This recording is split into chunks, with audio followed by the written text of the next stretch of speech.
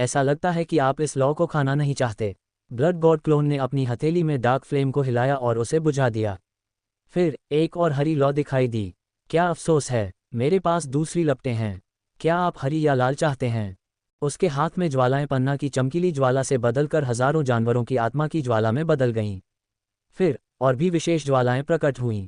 Star Phoenix ज्वाला, महासागर well ज्वाला, झुलसाने वाला जानवर ज्वाला, लकड़ी पोलारिस ज्वाला, राख ज्वाला। ये विशेष ज्वालाएं दिव्य ज्वालाओं जितनी शक्तिशाली नहीं थीं, लेकिन उनसे निकलने वाली आभा भी कमजोर नहीं थी। सामान्य ज्वालाओं की उनसे तुलना नहीं की जा सकती थी, खास तौर पर जब एक ही समय में इतनी सारी लपटें दिखाई दीं। कोई कल्पना कर सकता है कि अग्नि आत्मा पर इसका क्या प्रभाव पड़ा होगा। अगर पन्ना की चमकीली ज्वाला, हजार जानवरों की आत्मा की ज्वाला और दूसरी दिव्य ज्वालाएं मुख्य व्यंजन थीं, तो ये विशेष ज्वालाएं सिर्फ मिठाइयाँ थीं। इनमें से कोई भी निरर्थक नहीं थी। अग्नि आत्मा की नज़र में वे सभी स्वादिष्ट भोजन थे। कोष्टक एक पल में अग्नि आत्मा की नज़र बदल गई। उसे अब अपने क्रोध की परवाह नहीं थी और वह अपनी 3 आंखों से आग की लपटों को घूरने लगी। दुर्भाग्य से वांग टेंग के प्रकट होने के बाद उसने सभी लपटें बुझा दीं। यह अंधेरे प्रेतों का क्षेत्र था, इसलिए उसने बहुत कुछ प्रकट करने की हिम्मत नहीं की। एड्स बाय पब फ्यूचर हिस। अग्नि आत्मा को पता नहीं था कि क्या हो रहा है। वह फुफकारती हुई बाहर निकल गई। दस्तक दस्तक दस्तक। ये समूह तुरंत चमक उठा और एक अर्धवृत्ताकार ढाल बन गई। अग्नि आत्मा इससे मुक्त नहीं हो सकी। ये समूह द्वारा बनाई गई ढाल से टकरा गई, जिससे धीमी आवाजें निकलीं। हाँ, तुम बाहर नहीं आ सकते। वांग टेंग खुश था। जब उसने ये दृश्य देखा तो वह हैरान रह गया। पता चला कि अग्नि आत्मा ने उसे अंदर ही बांध रखा था। कोई आश्चर्य नहीं कि अग्नि आत्मा इतनी आज्ञाकारी थी और उसने कोई बड़ा हंगामा नहीं किया। उसने सोचा कि यह अग्नि आत्मा का व्यक्तित्व है, लेकिन उसे एहसास हुआ कि यह सच नहीं था। ये संत स्तर की व्यूह रचना थी। अग्नि आत्मा की शक्ति के बावजूद भी इसे तोड़ना कठिन होगा। वांग टेंग ने अपनी ठोड़ी को छुआ। उसने अपनी आध्यात्मिक गति को जारी किया और रक्त अग्नि आत्मा सभा सरणी में एक छेद खोल दिया। रक्त अग्नि आत्मा सभा सरणी संत स्तर 5200/10,000 अच्छी तरह से वाकिफ। विशेषता बुलबुले उठाने के बाद रक्त अग्नि आत्मा एकत्रीकरण सरणी में उनकी महारत अच्छी तरह से निपुण अवस्था में पहुंच गई थी। छेद खोलना एक केक का टुकड़ा था। अग्नि आत्मा भी इस व्यूह रचना से परिचित थी। उसने तुरंत ही द्वार को देखा और दौड़कर वहां पहुंची। फिर उसने वांग टेंग पर हमला कर दिया। स्वूश! उसकी तीसरी आंख से एक गहरे लाल रंग की ज्वाला निकली जो वांग टेंग पर लक्षित थी। भाड़ में जाओ कृतघ्न! वांग टेंग को पता था कि अग्नि आत्मा आज्ञाकारी नहीं होगी, लेकिन उसने यह उम्मीद नहीं की थी कि वह बाहर आते ही उस पर हमला कर देगी। उनमें क्या द्वेष था? कम से कम उसने पहले उसे खाना तो खिलाया था। उसे उसकी दयालुता बिल्कुल भी याद नहीं थी। कितना कृतघ्न भेड़िया है! चूंकि तुम इतने अवज्ञाकारी हो, इसलिए मुझे निर्दयी होने का दोष मत दो। वांग टेंग की नज़र तेज हो गई। उसने तुरंत रक्त देवता क्लोन को चकमा देने के लिए कहा और अपना हाथ आगे बढ़ाया। उसकी हथेली पर एक बर्फ नीला मनका दिखाई दिया और सक्रिय हो गया। ये तुम हो जाओगे आइसीथ! गर्जन! एक धीमी दहाड़ सुनाई दी। फिर बर्फीले नीले मनके से एक क्रिस्टल सा साफ बर्फीले नीले रंग का छोटा ड्रैगन निकला। मानव, तुम मुझे क्यों बुला रहे हो? बर्फ नीले मनके के भीतर से एक ठंडी और राजसी आवाज आई। अरे, क्या आप मेजबान आत्मा हैं या आत्मा का टुकड़ा? रक्त देवता क्लोन ने पूछा। क्या कोई अंतर है? आइसीथ ने ठंडे स्वर में कहा। रुको, तुम वांग टेंग नहीं हो। रुको, तुम में वांग टेंग की आभा है, लेकिन ये खून और अंधेरे की बदबू से भरी हुई है। तुम कौन हो? वह अमर स्तर पर थी, लेकिन जब उसने रक्त देवता क्लोन को देखा तो वह असमंजस की स्थिति में आ गई। उसे समझ नहीं आ रहा था कि क्या कहे। मैं वांग टेंग हूँ। यह मेरे क्लोनों में से एक है, रक्त देवताओं ने शांति से उत्तर दिया। बकवास बंद करो और पहले इस अग्नि आत्मा से निपटने में मेरी मदद करो। अग्नि आत्मा! आइसीथ इसकी ओर आकर्षित हुआ। हिस! लावा में अग्नि आत्मा बहुत फुर्तीली थी। जब उसने देखा कि उसका हमला उसके लक्ष्य पर नहीं लगा, तो उसने अपनी दिशा बदल दी और फिर से वांग टेंग की ओर बढ़ गई। दिलचस्प! आइसीथ ने कोई समय बर्बाद नहीं किया। वह लंबे समय से बाहर नहीं आई थी और वांग टेंग को उसकी मदद की जरूरत थी। यह उसके लिए बाहर आकर खेलने का एक अच्छा मौका था। गर्जन! एक धीमी गर्जना सुनाई दी। आइसीथ, जो बर्फ के ड्रैगन में बदल गया था, बाहर निकला और अग्नि आत्मा पर बर्फ की शक्ति बरसाई। गर्जन! अग्नि आत्मा एक पल के लिए स्तब्ध रह गई। हालांकि उसे तुरंत बर्फ की शक्ति से खतरा महसूस हुआ और वह दहाड़ने लगी। उसकी तीसरी आंख की लपटें फैल गईं और एक विशाल गहरे लाल रंग की लौ में बदल गईं। वह बर्फ की शक्ति से टकरा गई। धमाका! वे दोनों लावा में टकरा गए। वे जहां भी जाते, लावा या तो पिघल जाता या जम जाता। यह एक शानदार दृश्य था। हम इस हंगामे को फैलने नहीं दे सकते। वान टेंग के हाव भाव थोड़े बदल गए। उसने तुरंत अपने शरीर में अंतरिक्ष की शक्ति को सक्रिय कर दिया और अपने आसपास के अंतरिक्ष को स्थिर करने के लिए अपने चारों ओर प्राचीन रून खींचे। उसने दोनों पक्षों के हमलों को एक निश्चित सीमा के भीतर सीमित कर दिया। पर्याप्त नहीं, उसने पलक झपकाए। अंतरिक्ष शक्ति उसके हाथ में एकत्रित हो गई और ब्लेड की चमक में बदल गई। उसने उसे काट दिया। दरार, लावा के तल पर एक लंबी और संकरी दरार दिखाई दी। अंतरिक्ष का चूषण बल भीतर से फट गया। वान टेंग के मार्गदर्शन में दोनों पक्षों द्वारा किए गए बल के उतार चढ़ाव को अंदर खींच लिया गया। शक्तिशाली आइसीथ, अग्नि आत्मा गिरफ्तार, अंधेरे लौ की इच्छा। एक। जैसे ही आयामी दरार दिखाई दी, वान टेंग ने तुरंत आइसीथ को एक विचार भेजा और उसे अग्नि आत्मा को आयामी दरार में खींचने के लिए कहा। धमाका, आइसीथ ने उसे कोई जवाब नहीं दिया। इसके बजाय वह आयामी दरार की ओर दौड़ पड़ी। दहाड़, अग्नि आत्मा एक क्षण के लिए झिझकी, लेकिन फिर भी उसका पीछा किया। यह उसका क्षेत्र था। उसके सामने खड़ा यह आदमी उसका स्वाभाविक दुश्मन था। उसे यहाँ नहीं रहना चाहिए। गर्जन, आइसीथ ने धीमी सी दहाड़ लगाए। उसके शरीर से एक राजसी और भयानक आभा फूट पड़ी, जिसने अग्नि आत्मा को उत्तेजित और क्रोधित कर दिया। उसी समय उसके चारों ओर बर्फ के टुकड़े दिखाई दिए। वे लावा को चीरते हुए बिजली की गति से अग्नि आत्मा की ओर बढ़े। वे जहां भी जाते, लावा जम जाता। आइसीथ की ठंडक ऐसी नहीं थी जिसे साधारण लपटों से पिघलाया जा सके। लावा का तापमान बहुत ज्यादा था, लेकिन उसकी बर्फ की ताकत के सामने ये कुछ भी नहीं था। लावा में अग्नि आत्मा बहुत फुर्तीली थी। वह तेजी से आगे पीछे घूम रही थी, बर्फ के टुकड़ों से बचती हुई और सीधे आइसीथ की ओर बढ़ रही थी। विस्फोट, इस समय आइसीथ की आंखें चमक उठीं और वह चिल्ला उठी। Ads by pub future. धमाका, एक जोरदार धमाका हुआ। बर्फ के टुकड़े तुरंत फट गए और बर्फ की लहरों में बदल गए, जिससे आसपास का वातावरण जम गया। आग की आत्मा को सबसे पहले इसका खामियाजा भुगतना पड़ा। वह बर्फ की शक्ति से जम गई और बर्फ की मूर्ति में बदल गई। रक्त देवता क्लोन ने पलकें झपकाईं, लेकिन वह नहीं हिला। ये कार्रवाई करने का समय नहीं था। गर्जन, जैसी की उम्मीद थी, फायर स्पिरिट फंस नहीं पाए। उसने हल्की दहाड़ लगाई और बर्फ पर चटकने की आवाजें सुनाई दीं। धमाका, अगले ही पल अग्नि आत्मा को ढकने वाली बर्फ टूट गई। दहाड़, अग्नि आत्मा क्रोधित हो गई। उसकी गति तेजी से बढ़ गई और वह आइसीथ का पीछा करने लगी। देवोर स्पेस में वान टेंग की आंखों में बैंगनी सुनहरी चमक चमक उठी। वह आश्चर्यचकित था। अग्नि आत्मा के शरीर से सिकाडा के पंख जितने पतले पंख निकले। हल्की सी फड़फड़ाहट के साथ ही उसकी गति भयावह स्तर पर पहुंच गई। ये गति, आइसीथ भी थोड़ा आश्चर्यचकित था। हालांकि वह अभी भी एक दिव्य स्तर की सितारा जानवर थी। हालांकि वह केवल एक उच्च स्तरीय शाही स्तर की सितारा जानवर की शक्ति को ही जारी कर सकती थी, फिर भी वह असाधारण थी। सामान्य सितारा जानवरों की तुलना उससे नहीं की जा सकती थी। Ads by pub future. इसके अलावा सींग रहित आइस ड्रैगन पल की सहायता से उसे पर्याप्त बल न होने की चिंता भी नहीं करनी पड़ी। सींग रहित बर्फ ड्रैगन मोती आइसीथ के शरीर का एक हिस्सा था। अब जब वे दोनों एक हो गए थे, तो वे एक दूसरे से अलग नहीं थे। स्वूश, आइसीथ की गति भी तेजी से बढ़ गई। उसने अपने और अग्नि आत्मा के बीच की दूरी फिर से बढ़ा दी। तुम तो एक छोटे से सांप हो। मेरे सामने इतनी बेशर्मी दिखाने की तुम्हारी हिम्मत कैसे हुई? उसके मुंह से तिरस्कार भरी आवाज निकली। हिस, अग्नि आत्मा क्रोधित हो गई। उसकी तीसरी आंख से लगातार लपटें निकल रही थीं और वह आइसीथ की ओर दौड़ रही थी। बूम बूम बूम, उनके चारों ओर लावा हिंसक रूप से उबलने लगा। सौभाग्य से वान टेंग ने पहले ही अपने चारों ओर प्राचीन अंतरिक्ष रून बना लिए थे, जिससे पूरा क्षेत्र सील हो गया था। अगर ऐसा नहीं होता तो यह हंगामा बाहरी दुनिया में फैल जाता। आइसीथ और अग्नि आत्मा एक दूसरे का पीछा करते हुए धीरे धीरे आयामी दरार के करीब पहुंच गए। चूषण बल आयामी दरार के पीछे से बाहर निकलता रहा, मानो वह अपने रास्ते में आने वाली हर चीज को खींचना चाहता हो। वान टेंग, क्या आप वाकई बाद में वापस आ सकते हैं? जब वे आयामी दरार में प्रवेश करने वाले थे तो आइसीथ की अभिव्यक्ति थोड़ी बदल गई। वह मदद नहीं कर सकी और आवाज संचरण के माध्यम से पूछ बैठी। चिंता मत करो, मैं अपने अंतरिक्ष निर्देशांक छोड़ दूंगा और हम कभी भी वापस आ सकते हैं, वान टेंग ने आवाज संचरण का उपयोग करते हुए उत्तर दिया। अच्छी बात है, आइसीथ ने झिझकना बंद कर दिया। अगर वह अपनी उच्च स्तरीय शाही स्तर की क्षमता जारी कर सकती तो उसे इस बारे में चिंता करने की जरूरत नहीं होती। स्वूश, उसने अपना शरीर हिलाया और आयामी दरार में विलीन हो गई और एक पल में गायब हो गई। अग्नि आत्मा ने जब ये दृश्य देखा तो वह क्रोधित हो गई। वह एक पल के लिए झिझकी। उसे एहसास हो गया कि यह काली काली आयामी दरार कितनी खतरनाक थी। अगर वह अंदर जाती तो वह अपने परिचित क्षेत्र को छोड़ देती। यह बेवकूफ़ी नहीं थी, यह अपने लाभप्रद इलाके को छोड़कर किसी अन्य अपरिचित स्थान पर प्रवेश नहीं करेगा। दुर्भाग्य से तुम बहुत होशियार हो, वांग टेन को इसकी उम्मीद थी। वह चिल्लाया, विस्फोट।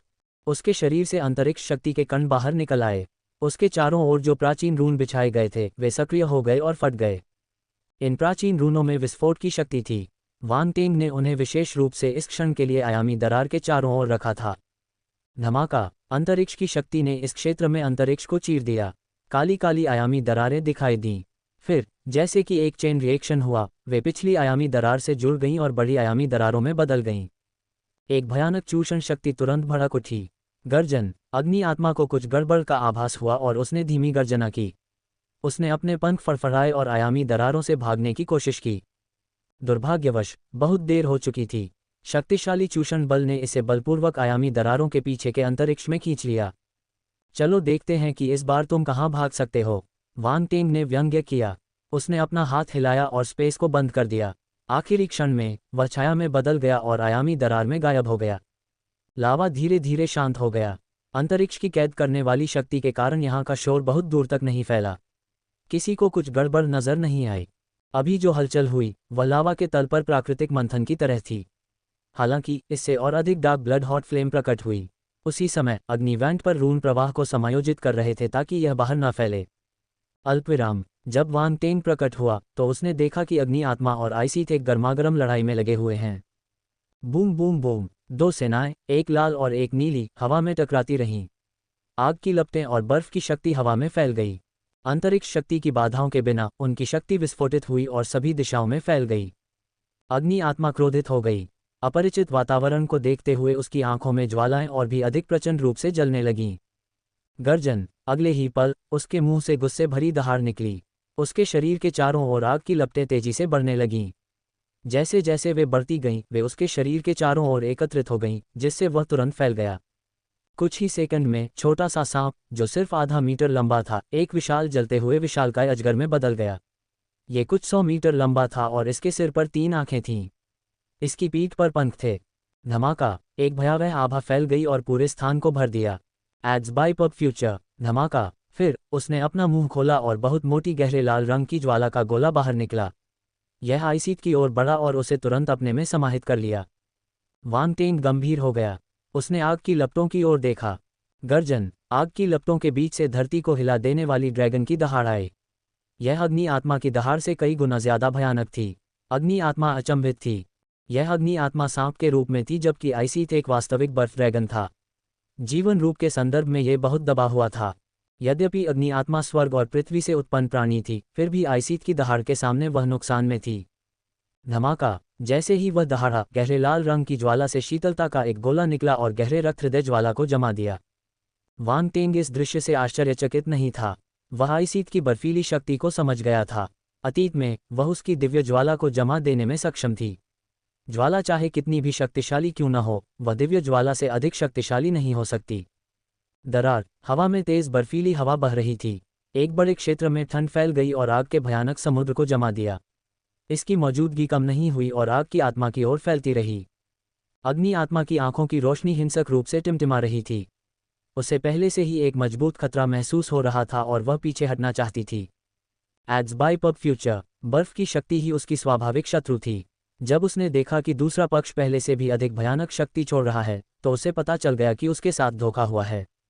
अगर ये लावा के तल पर होता तो इसे बहुत फायदा होता। ये लावा का इस्तेमाल ज्यादा शक्ति छोड़ने के लिए भी कर सकता था, लेकिन यहाँ वह अपनी ताकत खो चुका था। वह अपने प्रतिद्वंद्वी से केवल अपनी ताकत से ही लड़ सकता था। दुर्भाग्यवश इसने शुरू से ही आइसीथ की क्षमता को कम करके आंका। यह अग्नि आत्मा उच्च स्तरीय शाही स्तर पर पहुंच गई थी जो स्वर्ग क्षेत्र के बराबर थी। यह आइसीथ की वर्तमान क्षमता के बराबर थी। हालांकि इसकी विशेषताएं बाधित थीं, इसलिए इसे रोक दिया गया था।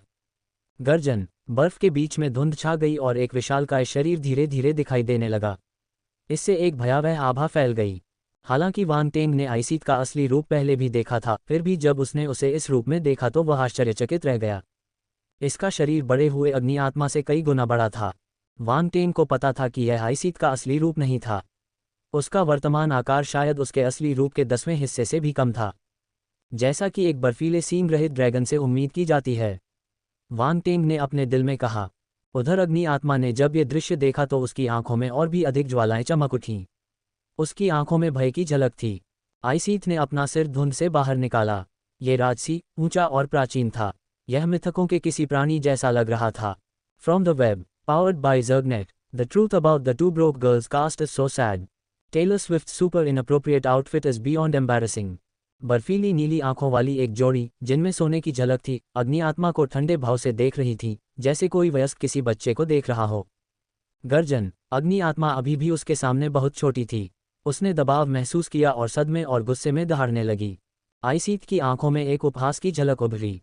उसने अपना बड़ा सा मुंह खोला और बर्फ नीली रोशनी का एक गोला खिल उठा। स्वूश! अगले ही पल आइसीथ के मुंह से बर्फीले नीले रंग की प्रकाश किरण निकली और अग्नि आत्मा की ओर बढ़ी। गर्जन। अग्नि आत्मा ने धीमी आवाज में दहाड़ लगाए। उसके शरीर से लपटें फूट पड़ीं और उसने अपनी तीसरी आंख खोली। आग की एक किरण बाहर निकली और वांग टेंग की ओर झपटी। धमाका! एक क्षण में एक बर्फ और एक आग, प्रकाश के नीले और लाल स्तंभ आपस में टकराए और एक भयानक विस्फोट हुआ। आग की लपटें और बर्फ की शक्ति सभी दिशाओं में फैल गई। आयामी दरारें दिखाई दी और अराजक अंतरिक्ष धाराएं बन गईं। वे हवा में सर्पिलाकार हो गईं। संतुलन टूटने से पहले दोनों हमले एक पल के लिए रुक गए थे। अग्नि आत्मा का हमला आइसिथ के हमले जितना शक्तिशाली नहीं था। बर्फ के खंभे के दमन के तहत आग का खंभा पीछे हटता रहा।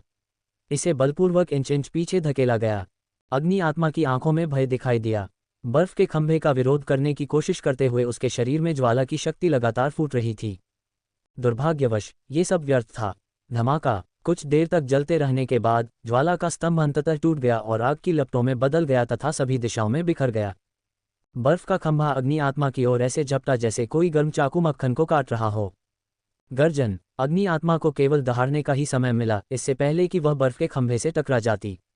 शक्तिशाली आइसीथ। अग्नि आत्मा गिरफ्तार। अंधेरे लौ की इच्छा। 3 टकराना। अग्नि आत्मा का विशाल ज्वलंत शरीर फट गया। वह घावों से भरा हुआ था और उसका पूरा शरीर लगभग 2 टुकड़ों में कट गया था। उसी समय एक मोटी बर्फ की ताकत बाहर आए और उसके शरीर को जमा दिया। स्वूश! जैसे ही बर्फ अग्नि आत्मा के सिर तक पहुंचने वाली थी, उसके सिर पर स्थित तीसरी आंख से एक छोटा सा सांप निकला और दूर भाग गया। भागने की कोशिश कर रहे हो? वांग टेंग की आंखें चमक उठीं। वह डेवोर स्पेस से बाहर आया और अपना स्पेस फ्लैश सक्रिय किया। वह उस दिशा में दिखाई दिया जहां छोटा सा सांप भाग गया था और उसने अपना हाथ आगे बढ़ाया। धमाका! नीले पानी का एक गोला इकट्ठा हुआ और एक विशाल जाल में बदल गया। वह आगे की ओर उछला। पाताल लोक का जल। पब फ्यूचर द्वारा विज्ञापन। हिस हिस! अग्नि आत्मा ने जल्दी से फुफकार मारी। वह तेज गति से भाग रही थी, इसलिए उसे उम्मीद नहीं थी कि वांग टेंग की गति उससे भी तेज होगी। वह सीधे उसके सामने आया और वह बिना किसी समय के पानी के जाल में फंस गई। बर्फ ने आग का मुकाबला किया। पानी ने भी आग का मुकाबला किया। इसके अलावा वांग टेंग का पानी कोई साधारण पानी नहीं था। यह पाताल का पानी था, ब्रह्मांड का एक खास पानी। इसमें बहुत ताकत थी। लेकिन ये पर्याप्त नहीं था। उसने फिर से हमला किया और उसके बाएं हाथ पर काली बर्फ की एक गेंद दिखाई दी। उसने उसे पाताल के पानी द्वारा बनाए गए जाल पर दबाया। नीदर फ्रॉस्ट, दरार, बर्फ की आवाज़ें सुनी जा सकती थीं। हालांकि पाताल का पानी पूरी तरह से जम नहीं पाया। इससे सिर्फ बर्फ की शक्ति की लहरें निकल रही थीं। पानी में बर्फ के क्रिस्टल दिखाई दे रहे थे। इन दो शक्तियों के संयोजन ने जाल को कठिन बना दिया। सब कुछ पलक झपकते ही हो गया। जब तक अग्नि आत्मा को होश आया, तब तक बचने का कोई रास्ता नहीं बचा था। वह पूरी तरह से जाल में फंस चुकी थी और पिंजरे में तब्दील हो चुकी थी। हिस! वह लगातार चीखता रहा और जाल से टकराता रहा। वह छूटना चाहता था, लेकिन ऐसा नहीं हो सका। पब फ्यूचर द्वारा विज्ञापन। आइसीथ के हमले से पीड़ित होने के बाद वह बेहद कमज़ोर हो गया था। वह नेदरवर्ल्ड के पानी और नेदर फ्रॉस्ट द्वारा बनाए गए पिंजरे से कैसे बच सकता था? टकराना। लेकिन उसने हार नहीं मानी। उसका शरीर अचानक फट गया और छोटी छोटी गहरे लाल रंग की लपटों में बदल गया। फिर वे फिर से छोटे गहरे लाल सांपों में इकट्ठा हो गए, पिंजरे से भागने की कोशिश कर रहे थे। तुम बहुत चालाक हो, वांग टेंग हंसा। उसने अपना हाथ हिलाया और उसके सामने का पिंजरा कसकर बंद हो गया। उसमें कोई भी दरार नहीं थी। अग्नि आत्मा ने फुफकारते हुए फिर से इकट्ठा होकर देखा। उसने अपनी मानवीय आंखों से वांग टेंग को दयनीय दृष्टि से देखा। उसने बार बार अपना सिर हिलाया, मानो वह दया की भीख मांग रही हो। इस छोटे जीव की बुद्धि कम नहीं है। आइसीथ वांग टेंग के कंधे पर उतरा। यह एक छोटे बर्फ नीले सांप की तरह अपने सामान्य आकार में वापस आ गया था।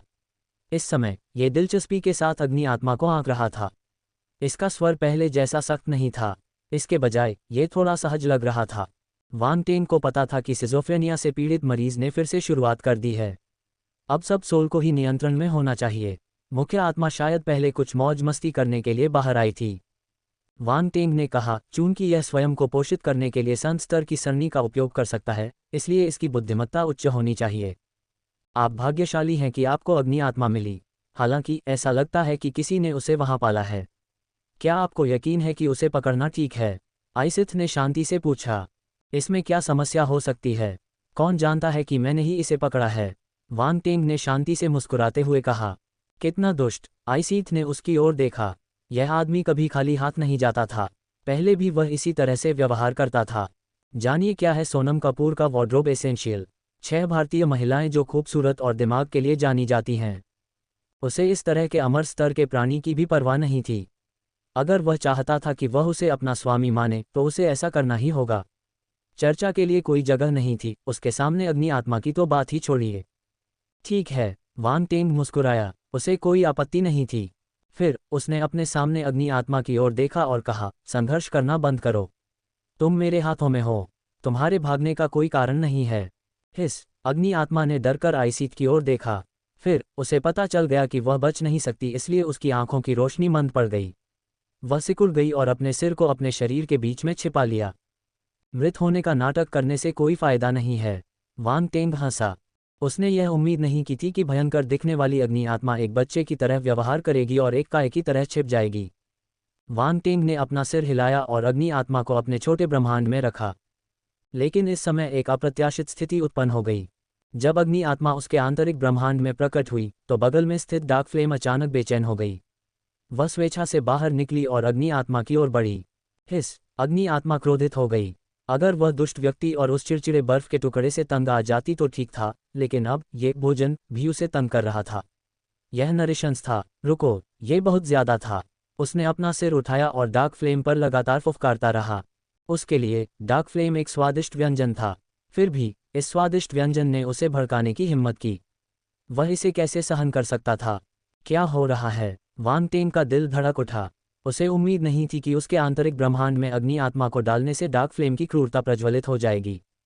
क्या ऐसा हो सकता है कि वे असंगत थे? उसने दूसरी लपटों की ओर देखा। यह मामला नहीं था। पन्ना की चमकीली ज्वाला और 1000 जानवरों की आत्मा की ज्वाला चुपचाप किनारे पर तैर रही थी। ऐसा लग रहा था कि वे अभी पीछे हट रहे थे, जैसे कि वे पास नहीं आना चाहते थे।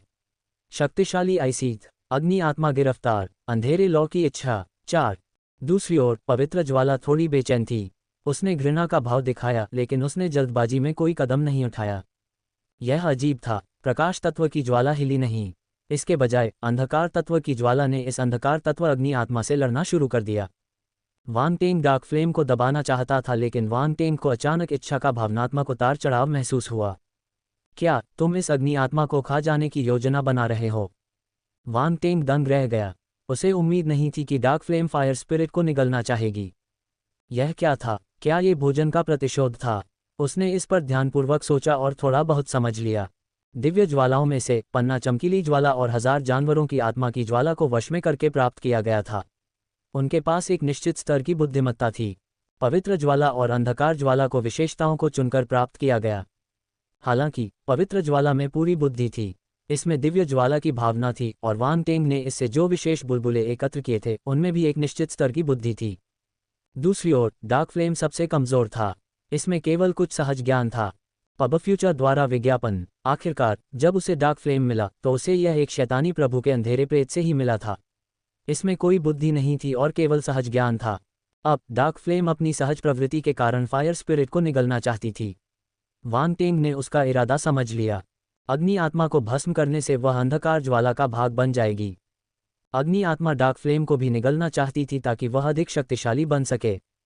यह शायद इन प्राणियों की स्वाभाविक प्रवृत्ति थी। वे सभी प्रकार के आध्यात्मिक प्राणियों को खाकर और अधिक शक्तिशाली होते गए। कोई जल्दी नहीं है। वांग टेंग ने पलकें झपकाईं और डार्क फ्लेम को शांत किया। यह अभी एक दूसरे को निगलने का समय नहीं था। आखिरकार उसने अग्नि आत्मा का ख्याल नहीं रखा था। अगर अग्नि आत्मा ने डार्क फ्लेम को निगल लिया तो ये बर्बादी होगी। उस समय निश्चित रूप से प्रतिक्रिया होगी। इसके अलावा उनके पास एक प्रारंभिक विचार भी था। वह नहीं चाहता था कि वे एक दूसरे को खा जाएं। उन्हें एक कर देना ही सबसे अच्छा था। निस्संदेह ये सबसे अच्छा परिणाम था। वांग टेंग की सांत्वना के तहत डार्क फ्लेम आखिरकार शांत हो गई। जब फायर स्पिरिट ने ये देखा तो उसकी आंखें थोड़ी चमक उठी और वह फिर से शांत हो गई। यह क्या है? आइसीथ ने पूछा। कुछ नहीं, वांग टेंग ने अपना सिर हिलाया और आगे कुछ नहीं बताया। आइसीथ ने आगे जांच नहीं की, हालांकि उसकी आंखों में राजसीपन की झलक थी। उसने रक्त देवता क्लोन की ओर देखा और शांति से कहा, अब तुम्हें मुझे बताना चाहिए कि क्या हुआ। क्या तुम जानते हो कि हम कहाँ हैं? वांग टेंग ने शांति से पूछा। वह जानता था कि वह मेजबान आत्मा में बदल गया था, लेकिन उसे कोई आपत्ति नहीं थी। कहाँ? आइसीथ ने भौहें सिकोड़कर पूछा। उसे नहीं पता था। पब फ्यूचर द्वारा विज्ञापन, ये डकलैंड है। वांग टेंग ने उसकी ओर देखा और कहा। डकलैंड? ये सुनकर आइसीथ को भी झटका लगा। वांग टेंग ने एक अस्पष्ट मुस्कान के साथ इसे देखा। इस गर्वित दिव्य जानवर को अपना संयम खोते देखना दिलचस्प था। हे, आइसीथ ने आखिरकार प्रतिक्रिया दी जब उसने देखा कि वह उस पर हंस रहा है। उसने उसे घूर कर देखा। तुम मुझसे झूठ तो नहीं बोल रहे हो? मैं आपसे झूठ क्यों बोलूंगा? ये डकलैंड है, वांग टेंग ने जवाब दिया। क्या हो रहा है? आइसीथ ने सख्ती से पूछा। वह उलझन में थी। अपने अनुभव के बावजूद वह कभी डकलैंड नहीं गई थी। वह कैसा राक्षस था? डकलैंड में प्रवेश करने के बाद भी वह जीवित था। ये कुछ भी नहीं है। मैं बस गलती से इस दुनिया में आ गया और मुझे एक पिशाच का काला प्रेत क्लोन मिला, इसलिए मैंने यहाँ परेशानी पैदा करने का फैसला किया, वांग टेंग ने शांति से कहा। उद्धरण चिन्ह प्रश्नवाचक चिन्ह प्रश्नवाचक चिन्ह प्रश्नवाचक चिन्ह उद्धरण चिन्ह। आइसीथ उलझन में थी। वह अवाक होकर उसे देखती रही। गलती से इस दुनिया में प्रवेश करने की बात को नरक में भेजो। गलती से पिशाच का काला ऑपरेशन क्लोन प्राप्त होने से आपका क्या तात्पर्य है? वेब से ज़र्गनेट द्वारा संचालित। वॉटरवुल की छोटी लड़की बड़ी होकर बेहद खूबसूरत बन गई। अभिनेता जो अपनी बाकी की जिंदगी जेल में सड़ेंगे। क्या आप ऐसे गंभीर विषय पर इतनी सहजता से बात नहीं कर सकते, जैसे कि यह सिर्फ खाने पीने की बात हो? भी यह आदमी कितना साहसी था। वह गलती से डकलैंड में घुस गया और मुसीबत खड़ी करने का फैसला किया। उसके पास कितने जीवन थे? जब आइसीथ ने वांग टेंग की ओर देखा तो उसे समझ में नहीं आया कि क्या कहे। यही तो सार है। क्या आपको कुछ और पूछना है? वांग टेंग ने पूछा। कुछ नहीं। आइसीथ अचंभित रह गया। मैं वापस जा रहा हूँ। मुख्य शरीर का बाहर रहना खतरनाक है। वांग टेंग ने सिर हिलाया और डेवोर स्पेस में वापस जाने का फैसला किया। रुको, रुको। आइसीथ को होश आया और उसने जल्दी से उसे रोक दिया। क्या बात है? वांग टेंग रुका और पीछे मुड़ा। रुको, मेरा काम अभी खत्म नहीं हुआ है। तुमने एक काले प्रेत का क्लोन कैसे प्राप्त किया? इसका कोई मतलब नहीं है, आइसीथ ने उत्तेजित होकर कहा। क्यों नहीं, ये तो बस एक क्लोन है। मैंने इसे अपने पास रख लिया है। वांग टेंग ने अपना हाथ हिलाया और वहीं गायब हो गया। मौन। आइसीथ को लगा कि उसका दिमाग ठीक से काम नहीं कर रहा है। उसने दिमाग खपाया लेकिन उसे अपनी याददाश्त में ऐसा कुछ नहीं मिला। धत्तेरी की, क्या तुम वापस नहीं जा रहे हो? रक्तदेव क्लोन सींग रहित बर्फ ड्रैगन मोती के साथ उड़कर आया और पूछा। मैं, आइसीथ ने आगे बोलने से पहले झिझकते हुए कहा, मैं देखना चाहता हूं कि डकलैंड कैसा दिखता है। पहले सींग रहित बर्फ ड्रैगन मोती के पास वापस जाओ। मैं इसे अपने साथ ले आऊंगा। तुम दुनिया को जैसे चाहो वैसे देख सकते हो। रक्त देवता क्लोन ने सिर हिलाया। आइसीथ बर्फीली नीली रोशनी की किरण में बदल गई और सींग रहित आइस ड्रैगन पल में विलीन हो गई। वह एक बर्फीले ड्रैगन की छाया में बदल गई और बाहरी दुनिया का अवलोकन करने लगी। रक्त देवता क्लोन ने एक थैला निकाला और उसे अपने अंदर रख लिया। फिर उसने उसे अपनी कमर पर लटका लिया। फिर उसने एक हाथ से एक ब्लेड बनाया और उसे अपने सामने काट दिया। एक आयामी दरार दिखाई दी। वह अंदर गया और गायब हो गया। डार्क वर्चुअल वर्ल्ड, खूनी रेगिस्तान, बढ़ती खाली विशेषताएं। एक, रक्त देवता क्लोन ने किसी को भी सचेत किए बिना लोहारी स्थल छोड़ दिया। रक्तपुत्र होने के नाते उन्हें इस लोहारी स्थल पर कोई शुल्क देने की आवश्यकता नहीं थी। रक्तपुत्र महल में लौटने के बाद वांग टेंग को राउंड बॉल का संदेश मिला। वह वापस साधना कक्ष में चला गया और दरवाजा कसकर बंद कर दिया। यहाँ तक कि रक्त कठपुतलियां भी अंदर नहीं जा सकीं। वांग टेंग, हे भगवान, अंधेरे प्रेतों की भी आभासी दुनिया होती है। राउंड बॉल बगल में प्रकट हुआ और बोला। ओह, विवरण क्या है? वांग टेंग को आश्चर्य नहीं हुआ। आभासी दुनिया के बिना वे संचार उपकरणों का उपयोग करने में सक्षम नहीं होंगे, जिनका कवरेज प्रकाश दुनिया में ब्रह्मांड जितना व्यापक था, इसलिए उन्नत तकनीक होनी चाहिए। राउंड बॉल ने विस्तार से बताया कि उसने क्या देखा और सुना। वह आश्चर्यचकित रह गया। अंधेरे प्रेतों द्वारा बनाई गई आभासी दुनिया प्रकाश गुट की आभासी दुनिया के बराबर थी। चाहे वह जिस क्षेत्र को कवर करता था या उसकी कुछ सेटिंग थी, वह लगभग प्रकाश गुट के बराबर थी। मैंने कई स्थानों की यात्रा की है, लेकिन मैं डार्क वर्चुअल वर्ल्ड की पूरी श्रृंखला नहीं देख सकता। इसके अलावा मैं अपनी क्षमता से कुछ स्थानों को डिकोड नहीं कर सकता और वहां चुपके से प्रवेश नहीं कर सकता। राउंड बॉल की आवाज़ बहुत सख्त थी। उसके लहजे में अविश्वास की झलक थी। अंधेरे आभासी दुनिया में भी एक अत्यंत शक्तिशाली बुद्धिमान जीवन रूप हो सकता है। यह अविश्वसनीय है, उन्होंने वास्तव में ऐसा किया है। इस समय आइसित बगल में प्रकट हुआ और बोला, dark virtual world. Round ball उसे देखकर दंग रह गया। उसने सहज रूप से ब्लड गॉड क्लोन पर नजर डाली। उसे आइसित के बारे में पता था, लेकिन उसे उम्मीद नहीं थी कि वांग टेंग उसे छोड़ देगा। ये डार्कलैंड था, अगर उसे खोज लिया गया तो ये संदिग्ध होगा। यह कोई समस्या नहीं है। वांग टेंग को पता लग गया कि वह क्या सोच रहा था। उसने रक्त देवता क्लोन के माध्यम से बात की। राउंड बॉल ने सिर हिलाया और चुप रहा। ऐसा मत व्यवहार करो कि मैं बोझ हूँ। मैं एक दिव्य जानवर हूँ, इसलिए मैं खुद को आसानी से उजागर नहीं करूँगा, आइसिथ ने दुखी होकर कहा। हाँ हाँ बिल्कुल, राउंड बॉल ने हंसते हुए कहा। वह इस दिव्य जानवर से डरता था, इसलिए उसका स्वर विनम्र था। वह उसे अपमानित नहीं कर सकता था, इसलिए वह केवल उसे लाड़ प्यार कर सकता था। क्या तुमने डार्क वर्चुअल वर्ल्ड का जिक्र किया? आइसिथ ने आंखें घुमाकर फिर पूछा। हाँ, क्या कोई समस्या है? राउंड बॉल ने ब्लड गॉड क्लोन की ओर देखा और सिर हिलाया। वह समझ गया कि उसका क्या मतलब है, क्योंकि उसने कुछ नहीं कहा। कुछ नहीं, मैं तो बस हैरान हूँ। मैं इतने लंबे समय से रह रही हूँ, लेकिन मुझे नहीं पता था कि डार्कलैंड में ऐसी कोई आभासी दुनिया भी है। आइसिथ ने अपना सिर हिलाया और दुख जताया। ऐसा लग रहा था कि वांग टेंग से डार्कलैंड देखने की अनुमति मांगना सही था। अगर नहीं, तो यह उसकी जिंदगी की बर्बादी होगी अगर उसे इसके बारे में पता नहीं है। लेकिन उसे यह जानकर आश्चर्य हुआ कि वांग टेंग के पास एक बुद्धिमान जीवन रूप था। इसके अलावा ये बुद्धिमान जीवन रूप स्पष्ट रूप से स्वर्ग क्षेत्र तक पहुंच गया था। यह अत्यंत दुर्लभ था। ध्यान रहे, बुद्धिमान जीवन रूप विशेष थे, इसलिए उनके लिए स्तर में ऊपर उठना बेहद मुश्किल था। आमतौर पर ब्रह्मांड क्षेत्र तक पहुंचना ही काफी था। वांग टेंग अभी ब्रह्मांड के शिखर पर थे, लेकिन वे एक बुद्धिमान जीवन रूप को स्वर्ग तक ले जाने में सक्षम थे। इसके बारे में सोचना ही आश्चर्यजनक था। क्या इसका मतलब यह है कि डार्क वर्चुअल वर्ल्ड में सभी प्रकार के डार्क स्टार जानवर हैं? आप सभी प्रकार के परीक्षणों से भी गुजर सकते हैं। रक्त देवता क्लोन ने अपना मुंह खोला और पूछा। ये सही है, ये भी अंधेरे प्रेतों के लिए अपनी क्षमता बढ़ाने का एक तरीका है। राउंड बॉल ने सिर हिलाया। अंदर कई विशेष इलाके और वातावरण हैं जो अंधेरे प्रेतों के विकास के लिए उपयुक्त हैं। अगर मैं खेती के इलाकों को समझ सकता हूं, तो क्या मैं अंधेरे प्रेतों से निपटने का कोई रास्ता खोज पाऊंगा? रक्त देवता क्लोन ने अपनी ठोड़ी को छुआ और पूछा। आपका विचार बढ़िया है। राउंड बॉल एक पल के लिए स्तब्ध रह गया, फिर उसने कोई प्रतिक्रिया दी। उसकी आंखों में एक तेज चमक चमकी और उसने तुरंत सिर हिला दिया। मेरे पास एक सवाल है, आइसिथ ने अचानक बीच में टोकते हुए कहा। यह क्या है? रक्त देवता क्लोन और गोल बॉल ने उसकी ओर देखा और एक स्वर में पूछा। आप सब वर्चुअल यूनिवर्स कॉरपोरेशन को कैसे समझाएंगे? साथ ही आप सब उन इलाकों के बारे में कैसे समझाएंगे जो अंधेरे भूतों को निशाना बनाते हैं? दूसरे लोग आप पर तभी शक करेंगे जब वे इसे पहली बार सुनेंगे। आइसिथ ने ब्लड गॉड क्लोन को देखा और उपहास किया। वह लंबे समय तक जीवित रही थी और उसने सब कुछ देखा था। हर जीव की अपनी बुरी आदतें होती हैं। संदेह उनमें से एक था। चाहे उसका उद्देश्य कुछ भी रहा हो, अधिकांश लोग डार्कलैंड से संबंधित किसी मामले का सामना करते समय संदेह करना ही पसंद करेंगे।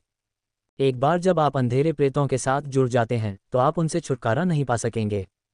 आइसिथ ने शांतिपूर्वक अपनी बात जारी रखी। कुछ लोग आपकी बात पर विश्वास कर सकते हैं, लेकिन यदि कुछ विरोधी गुट आप पर हमला करना चाहते हैं, तो ये सबसे अच्छा कारण है। वे आग को हवा देंगे और सार्वजनिक आलोचना का कारण बनेंगे। वे अपने लक्ष्य को प्राप्त करने के लिए कुछ भी करेंगे। वे मानव जाति के लिए योगदान देने वाले नायकों को भी निराशा में धकेल देंगे।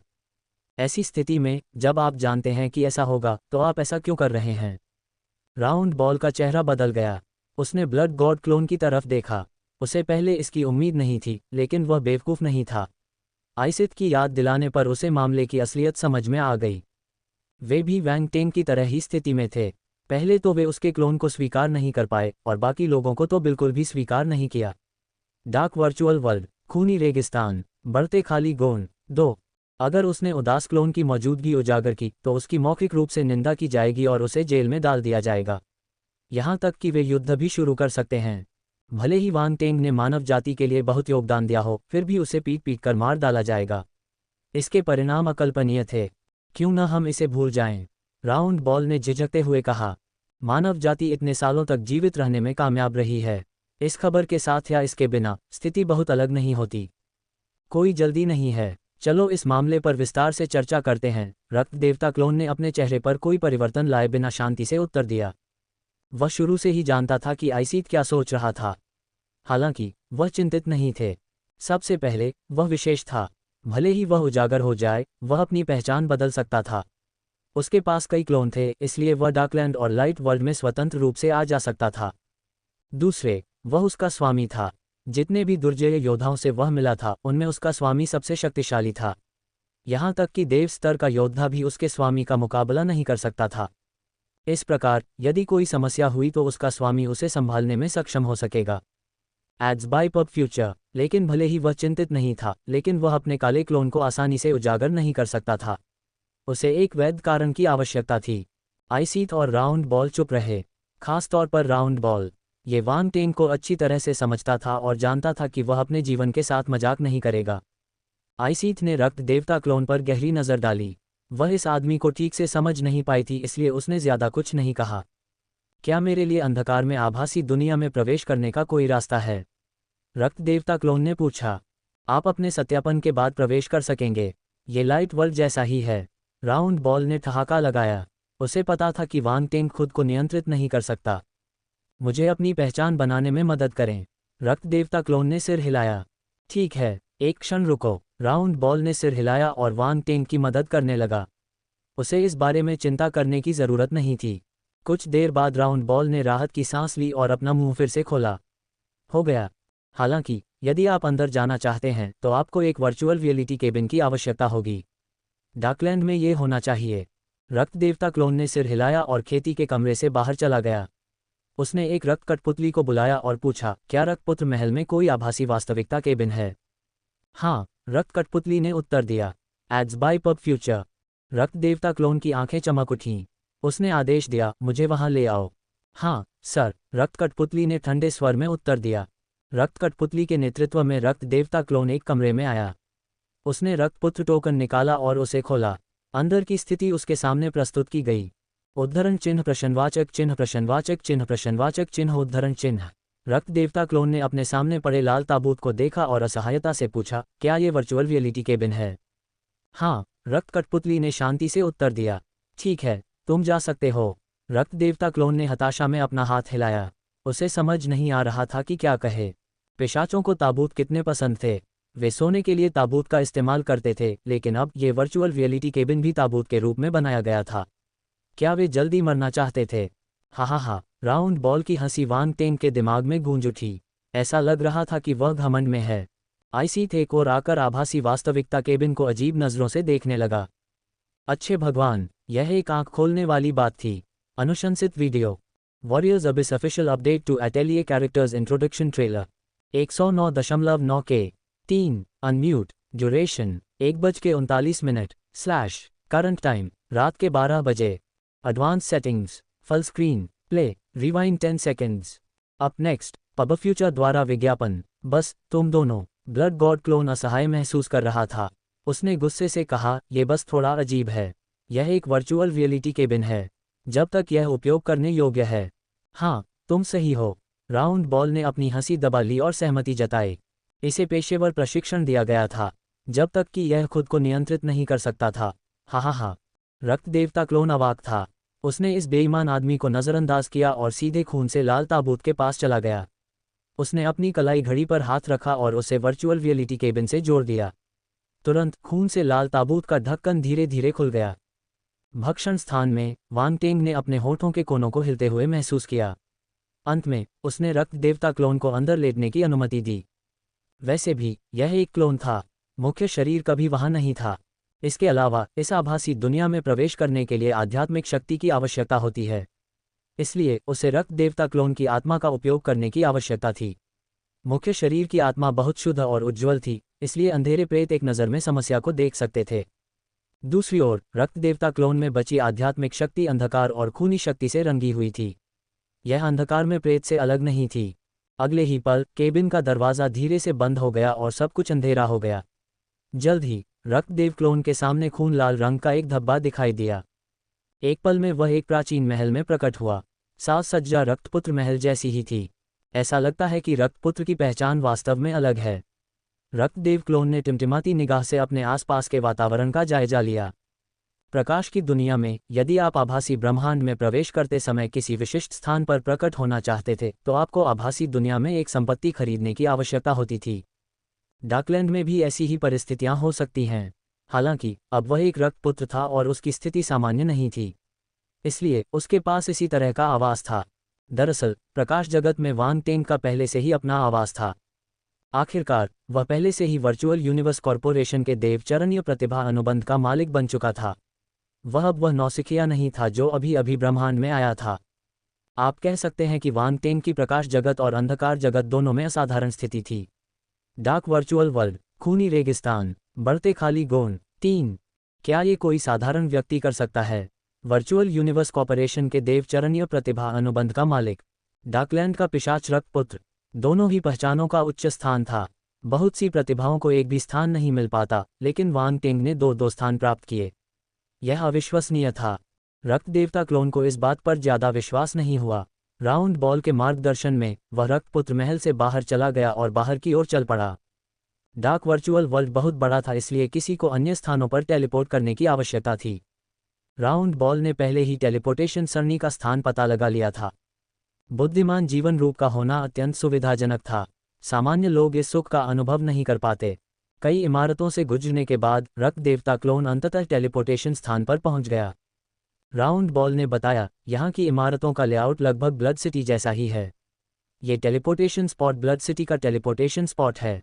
ओह, रक्त देवता क्लोन आश्चर्यचकित था। क्या तुमने रक्तनगर का पता लगा लिया है? पब फ्यूचर द्वारा विज्ञापन। बेशक, आभासी दुनिया में सब कुछ है।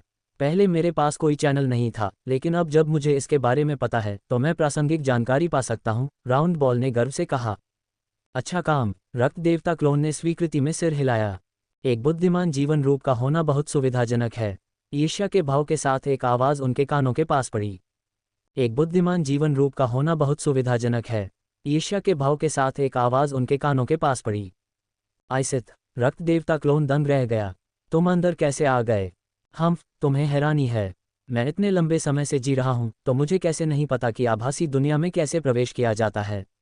आइसीथ ने उपहास किया। चाहे वह डार्क वर्चुअल वर्ल्ड हो या लाइट वर्ल्ड में आभासी ब्रह्मांड, वे एक जैसे हैं। मैंने बस सहजता से कोशिश की और अंदर आ गया। ये बहुत सरल है। रक्त देवता क्लोन अवाक था। वह एक आकस्मिक प्रयास के बाद आया। यह अद्भुत लग रहा था। उसे एहसास हुआ कि उसने बर्फीले सींग रहित ड्रैगन को कम करके आंका था। सामान्य बुद्धि से उसके अस्तित्व का अनुमान नहीं लगाया जा सकता था, क्योंकि वह इतने लंबे समय तक जीवित रहने में सक्षम था। रुको, क्या तुम तस्करी कर रहे हो? राउंड बॉल ने अचानक पूछा। क्या तुम भी तस्करी नहीं करते? आइसीथ ने उसकी ओर देखा। राउंड बॉल अवाक था। यह एक बुद्धिमान जीव था। क्या चुपके से अंदर घुस पाना सामान्य बात नहीं थी? पब फ्यूचर द्वारा विज्ञापन। तुम तो बस एक जानवर हो, लेकिन तुम एक बुद्धिमान जीव के साथ कुछ कर रहे हो। क्या तुम सामान्य हो? उनके सामने एक टेलीपोर्टेशन हॉल था। अंदर पहले से ही कई पिशाच अंधेरे प्रेत प्रतीक्षा कर रहे थे। ये स्पष्ट था कि जब सभी मौजूद हों तो टेलीपोर्टेशन सरणी को सक्रिय करने की आवश्यकता थी। रक्तपुत्र, रक्त देवता क्लोन को देखकर कई पिशाच अंधेरे प्रेतों के हाव भाव थोड़े बदल गए। वे रक्त देवता क्लोन से बहुत परिचित थे। ध्यान रहे, ये पहली बार था जब कोई व्यक्ति 2 से 3 दिनों के भीतर पिशाच अंधेरे प्रेत पर इतनी गहरी छाप छोड़ने में सक्षम था। वह आभासी दुनिया में क्यों है? अरे, उसे आभासी दुनिया के बारे में किसने बताया? क्या वह सोचता है कि उसने पर्याप्त परेशानी नहीं पैदा की है? अब वह आभासी दुनिया में परेशानी क्यों पैदा कर रहा है? ब्लड सन पैलेस में एक वर्चुअल रियलिटी केबिन है। ब्लड सन का वर्चुअल दुनिया में प्रवेश करना सामान्य बात है। क्या आप उसे बाहर करने की योजना बना रहे हैं? कुछ लोग रक्तपुत्र से इसलिए हार जाते हैं क्योंकि वे पर्याप्त रूप से मजबूत नहीं होते। फिर भी उन्हें डर रहता है कि वह और अधिक मजबूत हो जाएगा। ये कैसा मजाक है? आभासी दुनिया किसी खास कबीले द्वारा नहीं खोली जाती। क्या आप दूसरों को इसमें प्रवेश करने से रोक सकते हैं? अल्पविराम। हर जगह चर्चाएं सुनाई दे रही थीं। वेब से ज़र्गनेट द्वारा संचालित 2025 ग्रैमी अवार्ड्स में सबसे खराब कपड़े पहने सितारे। जो जोनास ने सोफी टर्नर को रिंग कैमरे पर क्या कहते सुना। कुछ लोगों ने उसे घृणास्पद और घृणित बताया।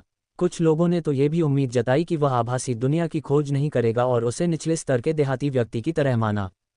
सौभाग्य से कुछ लोगों ने रक्त देवता क्लोन को अस्वीकार नहीं किया। उनकी आवाज़ में सम्मान की झलक भी थी। रक्त देवता क्लोन को ये जानने के लिए अनुमान लगाने की आवश्यकता नहीं थी कि वे किस वंश से आए हैं।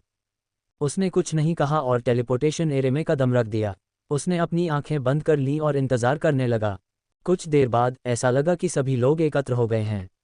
अचानक से व्यूह में भिनभिनाने की आवाज आए और प्रकाश की किरणें चमक उठीं, जिससे व्यूह की एक गोलाकार रूपरेखा बन गई। धमाका! अगले ही पल प्रकाश की एक किरण चमकी और समूह में मौजूद सभी लोग गायब हो गए। रक्त देवता क्लोन ने धीरे से अपनी आंखें खोलीं। वह दंग रह गया। रेगिस्तान, रक्त लाल रेगिस्तान। उसने सोचा भी नहीं था कि उसे ऐसी जगह ले जाया जाएगा। यह इलाका उसकी उम्मीद से परे था। राउंड बॉल, हम कहाँ हैं? इस जगह को खूनी रेगिस्तान कहा जाता है। राउंड बॉल रक्त देवता क्लोन के कंधे पर दिखाई दिया और समझाया, रेगिस्तान में कई अजीब काले सितारा जानवर हैं। आप उन्हें अपनी युद्ध तकनीकों को प्रशिक्षित करने के लिए उपयोग कर सकते हैं। यहाँ का वातावरण विशेष है। यहाँ एक प्राकृतिक घटना होती है जिसे ब्लड सैंडस्टॉर्म कहते हैं।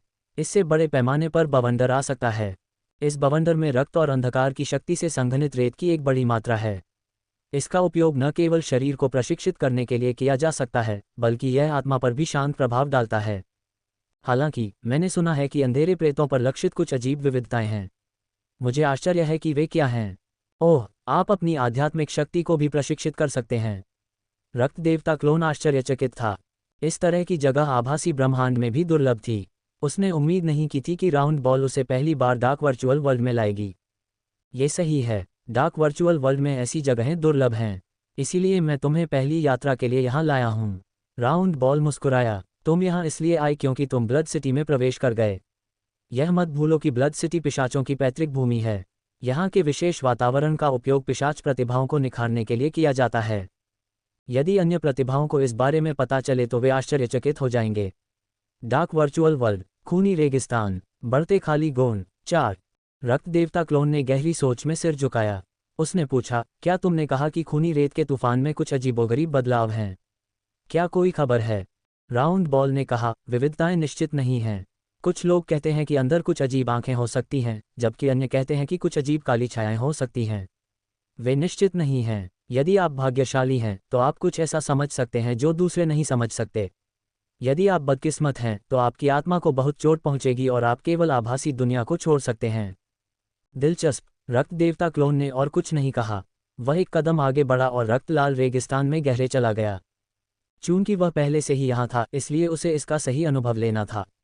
हो सकता है कि वह इससे कुछ विशेषता बुलबुले प्राप्त करने में सक्षम हो। आभासी ब्रह्मांड की स्थिति से उसने अनुमान लगाया कि वह डार्क वर्चुअल वर्ल्ड से भी कुछ विशेषता बुलबुले प्राप्त कर सकता है। टेलीपोर्टेशन के बाद सभी अंधेरे प्रेत अलग हो गए, इसलिए वह रेगिस्तान में घूमने वाला अकेला व्यक्ति था। तूफान ने रक्त लाल रेत के तूफान को अपने साथ ले लिया और धीरे धीरे उसके शरीर को अपने में समाहित कर लिया।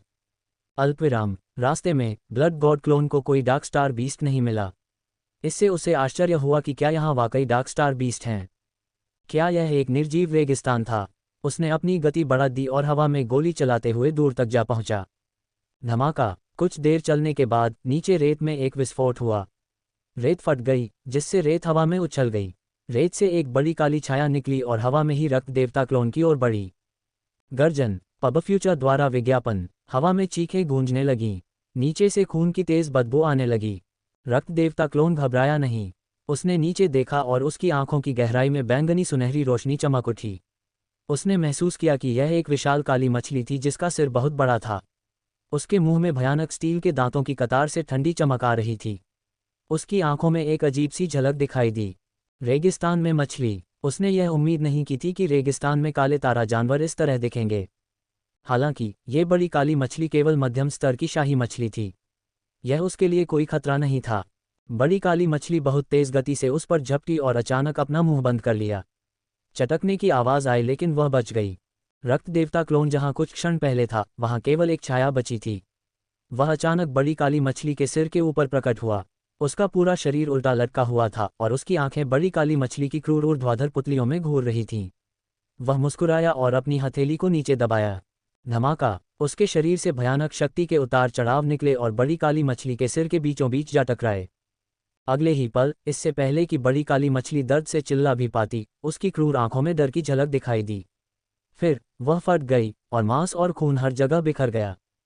स्वूश! रक्त देवता क्लोन पुनः आगे बढ़ा और रक्त धुंध से पूरी तरह बचते हुए वहीं गायब हो गया। वह खून के धुंध के छंटने का इंतजार करता रहा और फिर ऊपर आसमान में लौट आया जहां बड़ी काली मछली मर गई थी। उसने नीचे के दृश्य को देखा। रेगिस्तान में एक बहुत बड़ा और गहरा गड्ढा दिखाई दिया। बड़ी काली मछली रेत के नीचे छिपी हुई थी। यह आश्चर्यजनक था। यहाँ कोई जल स्रोत नहीं होना चाहिए, है न? यह एक तारा जानवर है, लेकिन क्या यह एक मछली है? रक्त देवता क्लोन को थोड़ा अजीब लगा। यहाँ तक कि स्टार बीस्ट भी जीव विज्ञान के नियमों का पालन करेंगे। उदाहरण के लिए, मछली स्टार बीस्ट पानी में रहेंगे और रेगिस्तान में नहीं घूमेंगे। पक्षी स्टार बीस्ट बिना पंखों के जमीन पर चलने के बजाय हवा में उड़ेंगे। पब फ्यूचर द्वारा विज्ञापन, यह मछली नहीं है, यह आयन हेड सैंडफिश बीस्ट होना चाहिए। क्या तुमने अभी इस पर ध्यान नहीं दिया? इसके पैर थे, राउंड बॉल ने कहा। एक आयन हेड सैंडफिश जानवर, वह एक मछली है, रक्त देवता क्लोन ने कहा। तुम सही हो, राउंड बॉल अवाक रह गया। रक्त देवता क्लोन ने जमीन को स्कैन किया और कुछ विशेषता बुलबुले देखे। उसने उन्हें उठा लिया। Dark constellation force 4000, dark constellation force 5200, रिक्त विशेषता तारांकन 12500, सैंडफिश आयरन हेड स्मैशिंग 1000, अल्पविराम। क्या सैंडफिश आयरन हेड स्मैशिंग? डेवोर स्पेस में वान टेंग तब दंग रह गया जब उसे विशेषता बुलबुले मिले। उन्हें सिस्टम की बुरी मंशा का एहसास हुआ। पहले कुछ विशेषता बुलबुले सामान्य थे, लेकिन इस सैंडफिश आयरन हेड स्मैशिंग के साथ क्या था? उसने बहुत समय से गुण सीखे थे, लेकिन उसने कभी ऐसा बेतुका गुण नहीं देखा था। इस युद्ध तकनीक का क्या उपयोग था? क्या उसे युद्ध के दौरान किसी को अपने सिर से कुचलना था? इसके बारे में सोचकर ही निराशा हुई। उसने इसके बारे में सोचने की हिम्मत नहीं की। वान टेंग ने अपना सिर हिलाया और उस छवि को अपने दिमाग से निकाल दिया। फिर उसने विशेषताओं वाले बोर्ड पर नजर डाली। सैंडफिश आयरन हेड स्मैशिंग, शैतान सम्राट चरण 1/3000 अच्छी तरह से वाकिफ। ट्रेडिंग में सफल होना चाहते हैं? इसे मिस न करें। स्वस्थ त्वचा पाने के लिए 5 घरेलू टिप्स। अच्छा हुआ, बात सीधे ही पारंगत मंच पर पहुंच गई। वान टेंग अवाक रह गया। उसने तुरंत अपनी नज़रें दूसरी ओर घुमा लीं। उसे डर था कि अगर उसने दोबारा देखा तो उसका रक्तचाप बढ़ जाएगा। इन विशेषता बुलबुलों के अलावा कुछ डार्क कॉन्स्टेलेशन फोर्स विशेषताएं और रिक्त विशेषताएं भी थीं। वान टेंग को ब्लैंक विशेषता बहुत पसंद थी। उसे यह मिले हुए बहुत समय हो गया था। इस बार उसे आखिरकार अच्छी फसल मिल सकी। रक्तलाल रेगिस्तान को देखते ही उसकी आंखों में एक तेज चमक उभरी। यहाँ अवश्य ही कई अंधकार में तारा जंतु होंगे। वान टेंग की नज़र में ये रक्तलाल रेगिस्तान एक उपजाऊ क्षेत्र था। उसने हिचकिचाना बंद कर दिया और दूर भाग गया। Boom boom boom. रक्तलाल रेगिस्तान में लगातार विस्फोटों की आवाज़ें सुनाई दे रही थीं। उनकी गूंज लगातार जारी थी। हालांकि रेगिस्तान बहुत बड़ा था, इसलिए ब्लड गॉड क्लोन को किसी अन्य पिशाच अंधेरे प्रेत से मुलाकात नहीं हुई। ऐसा लग रहा था कि अन्य अंधेरे प्रेत बहुत दूर टेलीपोर्ट किए गए थे ताकि वे एक दूसरे को परेशान न करें। जैसे जैसे समय बीतता गया, वान टेंग को अधिक से अधिक विशेषता बुलबुले मिलते गए। उसका खाली गुण बढ़ता रहा। उसे मिलने वाले डार्क स्टार जानवर ज़्यादातर मध्यम स्तरीय और उच्च स्तरीय शाही स्तर के स्टार जानवर थे। वे उसके मुकाबले नहीं थे और उनका आसानी से सामना किया जा सकता था। यहाँ तक कि रास्ते में उसने जो बल खर्च किया था, वह भी उसके द्वारा उठाए गए गुणकारी बुलबुलों से फिर से भर गया। इसके अलावा उसे जितना बल इस्तेमाल किया गया था, उससे ज़्यादा बल मिला। इसलिए ये फसल असाधारण रूप से आसान थी। यह एक छुट्टी की तरह थी। वह नहीं जानता था कि दूसरे लोग कैसे थे, लेकिन उसे कोई कठिनाई महसूस नहीं हुई। वान टेंग ने विशेषता बोर्ड को फिर से देखा और बहुत खुश हुआ। रिक्त विशेषता 31,55,000। उनका रिक्त गुण 2 मिलियन से 3 मिलियन तक पहुंच गया। उन्होंने उनमें से कई को फिर से भर दिया। वान टेंग को फिर से सुरक्षित महसूस हुआ। ठीक है, जारी रखो। वान टेंग की आंखें चमक उठीं। यह अद्भुत लगा। वास्तविक जीवन में इतने सारे रिक्त गुण प्राप्त करना कठिन था। वास्तविक दुनिया में एक विशेष स्थान ढूंढना काफ़ी मुश्किल था जहां सभी स्टार बीस्ट इकट्ठे हुए थे। आभासी दुनिया में बहुत सारे स्टार बीस्ट एक जगह पर इकट्ठा हुए थे ताकि वे डार्क अपैरेशन को प्रशिक्षित कर सकें। साथ ही ये स्टार बीस्ट कमज़ोर नहीं थे, इसलिए उन्होंने कई ब्लैंक एट्रीब्यूट गिराए। हालांकि उसका डोमेन और युद्ध तकनीक विशेषताएं कुछ खास नहीं थीं। वान टेंग के ध्यान देने लायक कुछ भी नहीं था। रक्त रेत का तूफान, आध्यात्मिक रूप से रक्त देवता वेदी को गढ़ना, रेत का धूर्त हाथ। एक आभासी दुनिया में समय तेजी से बीत गया। 3 दिन पलक झपकते ही बीत गए। ब्लड गॉड क्लोन ने यहाँ बहुत सारे डार्क स्टार जानवरों को मार डाला। उनमें से ज़्यादातर मध्यम स्तरीय शाही स्तर या उच्च स्तरीय शाही स्तर के स्टार जानवर थे। यहाँ तक कि वह एक अंतिम स्तरीय शाही स्तर के स्टार जानवर से भी मिला और आईसीट की मदद से उसे जल्दी से मारने में कामयाब रहा। उनका ब्लैंक गुण भी तेजी से बढ़ा। उनका ब्लैंक एट्रीब्यूट पहले ही 3 मिलियन से ज़्यादा हो चुका था। एक दिन और एक रात के संचय के बाद इसमें कुछ 100,000 अंकों की वृद्धि हुई। रिक्त विशेषता 37,65,000। जब वांग टेंग ने विशेषता बोर्ड पर बदलाव देखे तो उन्हें राहत महसूस हुई। एक साथ इतने सारे खाली गुण पाना आसान नहीं था। इन रिक्त विशेषताओं के साथ उसके पास स्वर्ग क्षेत्र में आगे बढ़ने की अधिक संभावना थी। अगर वह फिर से अराजकता नक्षत्र शास्त्र का अनुमान लगाना चाहता था तो उसे बड़ी संख्या में रिक्त विशेषताओं की आवश्यकता थी। पिछली बार वह भाग्यशाली था। हर कोई अराजक अज्ञात में प्रवेश नहीं कर सकता था। उदाहरण के लिए वांग टेंग को यह अधिकार केवल स्टेलर अकादमी और वर्चुअल यूनिवर्स कॉर्पोरेशन से प्राप्त हुआ था। अन्य कमजोर गुटों को तो यह मौका भी नहीं मिलेगा। इससे कोई भी विकल्पों के महत्व को समझ सकता है। ये सही रास्ता था। बेशक वांग टेंग अब स्वर्ग भगवान स्तर के अराजकता नक्षत्र शास्त्र का अनुमान लगाने जा रहा था। ये ब्रह्मांड क्षेत्र के बराबर नहीं था, इसलिए उसे और अधिक रिक्त विशेषताओं की आवश्यकता थी। हाल ही में वांग टेंग शास्त्रों का अध्ययन कर रहा था और उनकी तुलना ब्रह्मांड के नक्षत्र कैस नक्षत्र शास्त्र से कर रहा था। उसे उम्मीद थी कि उसे कुछ सुराग मिल सकते हैं। अगर उसके पास स्वर्ग मंच तारा शास्त्र होता तो बेहतर होता। हालांकि ब्रह्मांड मंच शास्त्र भी मिलना मुश्किल था। वांग टेंग को उन्हें इकट्ठा करने में कामयाब होने से पहले लंबे समय तक खोज करनी पड़ी। अब स्वर्ग मंच तारा शास्त्र ढूंढना बहुत मुश्किल होगा। वांग टेंग ने तो यहाँ तक सोचा कि क्या स्वर्गलोक का भी कोई शास्त्र है। आखिरकार शास्त्रों को देखकर लगता था कि वे सभी साधारण थे। उनमें कुछ भी खास नहीं था। शक्तिशाली शास्त्रों की तुलना में उनका कोई महत्व नहीं था। इस शास्त्र की विशेष विशेषताएं तभी देखी जा सकती हैं जब उन्हें एक साथ मिला दिया जाए। लेकिन कितने लोगों में 3 से अधिक तत्व थे। इस प्रकार एक निश्चित दृष्टिकोण से ये शास्त्र बेकार था। पब फ्यूचर द्वारा विज्ञापन। एकमात्र अच्छी बात यह थी कि स्टार शास्त्र का उपयोग करके जो बल विकसित किया गया था वह सामान्य शास्त्रों की तुलना में अधिक शुद्ध और मोटा था।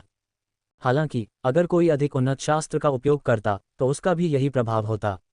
यही कारण है कि यह इतना बेकार था। केवल वांग टेंग ही इसमें कुछ मूल्य पा सके। इसके अलावा ये बहुत मूल्यवान था। दुर्भाग्य से अब तक भी वांग टेंग को स्वर्ग के भगवान स्तर के अराजकता नक्षत्र शास्त्र के बारे में कोई जानकारी नहीं थी। उन्होंने इस स्थिति की भविष्यवाणी तब की थी जब उन्होंने ब्रह्मांड क्षेत्र अराजकता नक्षत्र शास्त्र बनाया था, लेकिन उन्होंने उम्मीद नहीं की थी कि यह इतना मुश्किल होगा। कोई बात नहीं, शायद जब अवसर आएगा तो मैं इसे स्वाभाविक रूप से प्राप्त कर लूंगा। वांग टेंग ने अपना सिर हिलाया और आह भरी। उसने इसके बारे में सोचना बंद कर दिया और अचानक पूछा, राउंड बॉल, तुमने जिस खूनी रेत के तूफान का उल्लेख किया था वह दिखाई नहीं दिया। इस समय रक्त देवता क्लोन रेत के टीले पर खड़ा था और दूर तक देख रहा था। वह कई दिनों से यहाँ था और जाने की तैयारी कर रहा था। वह हर समय एक जगह पर नहीं रह सकता था। राउंड बॉल ने कहा, खूनी रेतीले तूफान आने की संभावना अधिक नहीं है। ऐसा लगता है कि आप बदकिस्मत हैं। असल दुनिया में अगर उसे रेत के तूफान का सामना न करना पड़े तो वह भाग्यशाली होगा। आखिरकार ये सिर्फ एक अवसर नहीं था, ये खतरनाक भी था। हालांकि आभासी दुनिया में ये शुद्ध दुर्भाग्य था। आखिरकार आभासी दुनिया का उद्देश्य शरीर को प्रशिक्षित करना ही था। खुद को प्रशिक्षित करने का इससे बेहतर तरीका और कोई नहीं हो सकता था कि खूनी रेत के तूफान में खुद को प्रशिक्षित किया जाए। ऐसी स्थिति में चलो चलें। रक्त देवता क्लोन ने अपना सिर हिलाया और जाने के लिए तैयार हो गया। स्वस्थ त्वचा पाने के लिए 5 घरेलू टिप्स। प्यार को लेकर कंफ्यूज हैं?